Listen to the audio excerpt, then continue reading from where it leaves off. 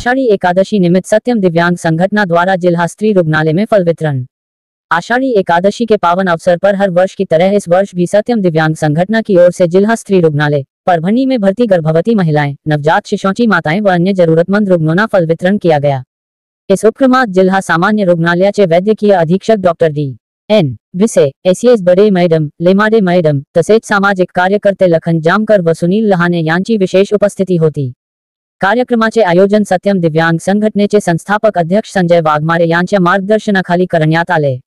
यावेळी संघटनेचे पदाधिकारी राहुल शिवभगत, रामराज कांगणे, संतोष जोंधे, ज्ञानोबा भरोसे, गजानन दुधारे, शिवाजी कुंभार, रमेश खंडागठे, अनिल वाघमारे यांची उपस्थिती लक्षणीय ठरली। या उपक्रमाचे उद्दिष्ट सामाजिक बांधिलकी जपत रुग्णांमध्ये आनंद व सकारात्मकता निर्माण करणे हे होते।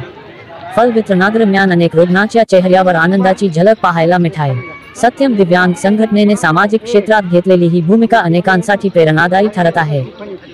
याही वर्षी आमची सत्यम दिव्यांग संघटनेतर्फे आषाढी एकादशी निमित्त फळ वाटप श्री रुग्णालय परभणी येथे करण्यात आला। त्यानिमित्त या रुग्णालयाचे डीएन व संबंधित मॅडम यांच्या हस्ते हा कार्यक्रमाचे उद्घाटन करून फळ वाटप करण्यात आले।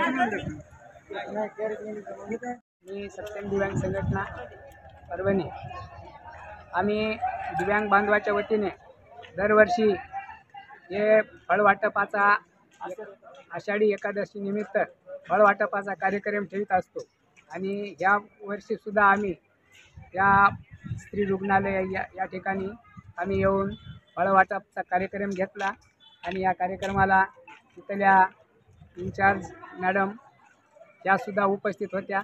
त्यांच्या उपस्थितीत आम्ही हे फळ वाटप उपवासाच्या निमित्त वाटप करीत आहोत। धन्यवाद।